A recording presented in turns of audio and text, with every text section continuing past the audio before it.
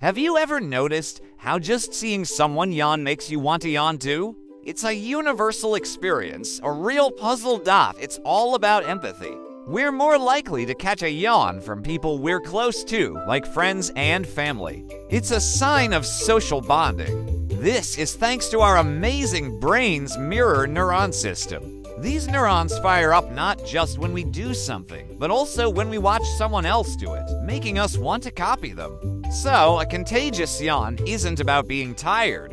It's a sign that you have a highly social and empathetic brain.